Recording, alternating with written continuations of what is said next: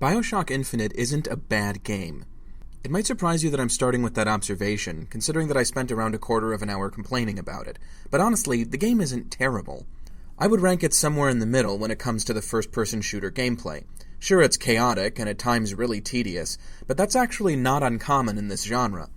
Its art design is beautiful and makes the most of a really unique setting. There are even flashes of brilliance now and then, although they usually don't last long. Yet, despite this, Bioshock Infinite is one of the most disappointing games I've ever played. It does a few things really well, but almost everything that the original Bioshock did to stand out from the first-person shooter crowd, Infinite either doesn't do, or does it badly. It was disappointing because it was just mediocre, and the games that came before it set the mark higher than it ever reached. But this raises an important question.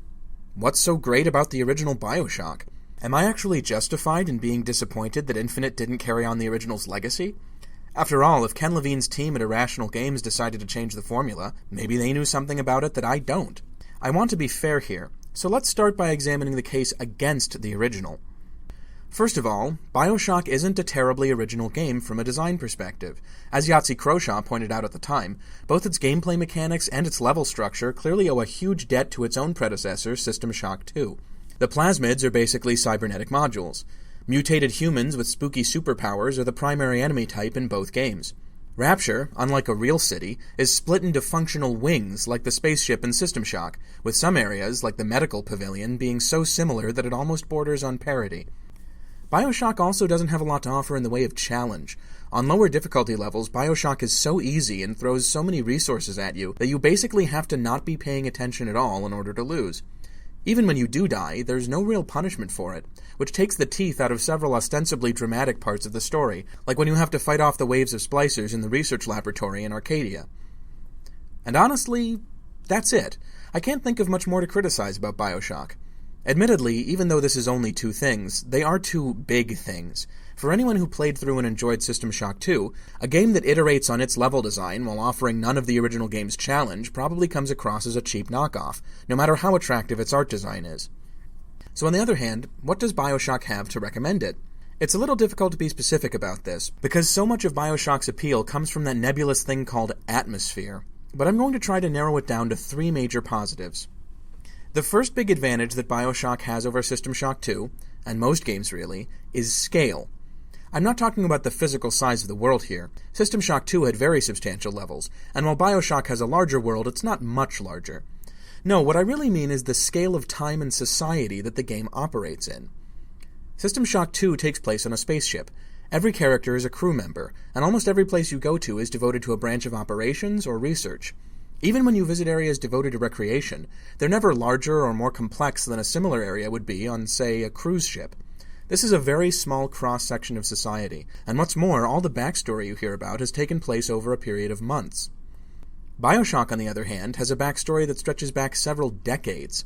Not all that backstory is filled in, but the longer time frame means that more and bigger changes to the setting are possible.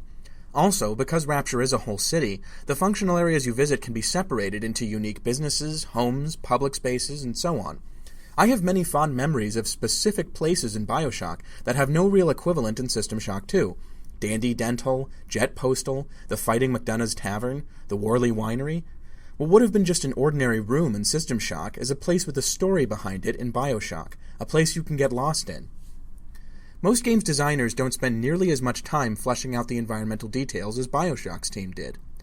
That most, by the way, includes Bioshock Infinite, which clearly got a lot of attention when it came to overall art design, but skimped on the little details, and ended up feeling pretty artificial and contrived as a result. Bioshock's second strong point is the design of its set pieces. This is an advantage it has over both System Shock 2, which has far fewer of them, and Infinite, which has a similar quantity, but a much lower standard of quality. Many people have praised Bioshock for its great soundtrack, unique art design, and quotable dialogue, without mentioning that these things are enhanced by appearing together. Those period-appropriate songs stick in your memory, not just because they're catchy, but because they're timed to start playing during dramatic moments. The Fallout series has lots of great old-timey songs too, but because you choose when to hear them, they have nothing to do with the game's design or structure. Fallout 3 can't use songs to help tell the story, the way Bioshock does. System Shock 2 is widely praised for the choices that it gives you in terms of gameplay and exploration, and rightly so. But it's important to remember that linearity and set-piece design have their own advantages, especially when it comes to setting a mood. System Shock 2's story is much scarier and darker than Bioshock's, but somehow Bioshock seems to resonate more with its players. It's more relatable, and feels more like something that's happening to you, instead of a bunch of hapless NPCs. I think this has a lot less to do with how good the two stories are, and a lot more to do with Bioshock's superior presentation. Finally, the third big plus that Bioshock has going for it is the difficulty. Yes, seriously. I have a little confession to make here. I own and have played System Shock 2, but only for about 2 hours. Frankly, I found the game immensely frustrating, particularly because it punishes failure very harshly. For example, if you get spotted by a security camera in Bioshock, you have about 5 seconds to do something about it. And even if it sounds the alarm, you don't have much to worry about, because security drones are both easy to dodge and easy to hack. If you get spotted by a security camera in System Shock 2, your life is over. It sounds the alarm super fast and sends over a horde of mutated human enemies, who, especially early in the game, will tear you to shreds and make you use up your entire supply of scarce healing items. People like Yahtzee can yammer on about how rich and rewarding the gameplay systems in System Shock 2 are, but the truth is that they only become fun to play with after several hours of an extremely steep and unforgiving difficulty curve.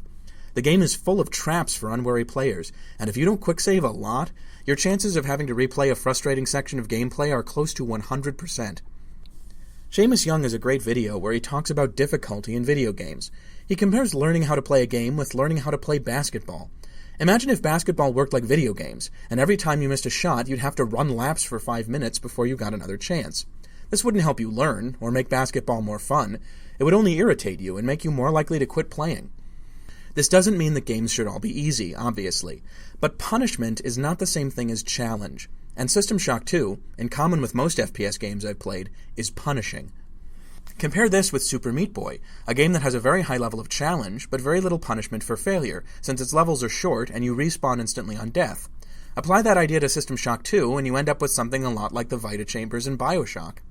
Now, Bioshock goes further than this, and also makes the gameplay itself easier, but I think you can see why its designers, most of whom also worked on System Shock 2, would choose to go this route. System Shock 2 did not sell well, even by late 90s PC standards, and I think Irrational Games realized that the difficulty probably had more to do with that than the game's story or atmosphere, both of which were great. Bioshock will probably never escape the stigma of being the dumbed-down, console peasant version of System Shock 2. It's unquestionably a much easier, more accessible, and much more commercially successful game. Just as some music critics will probably never stop dragging Sgt. Pepper as an overrated gimmick album, or complaining about Pet Sound's relative obscurity, System Shock 2 will probably retain its status as an unjustly ignored masterpiece, and Bioshock will probably always be, for some people, the definitive instance of PC first-person shooters selling out to the masses. But you know what? Pet Sounds and Sgt. Pepper are both great albums, and all things considered, Sgt. Pepper is probably the better of the two, in part because it appeals to more people. There are plenty of fervent PC gamers out there who would likely have never played a first-person shooter if Bioshock hadn't gotten them invested. Some of them would go on to play and enjoy System Shock 2 as well, a game that could easily have been forgotten if it didn't have the good fortune to inspire a more popular spiritual successor.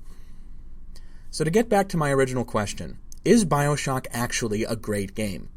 Despite the lack of challenge, and despite the obvious debt it owes to System Shock 2, my answer is a firm yes.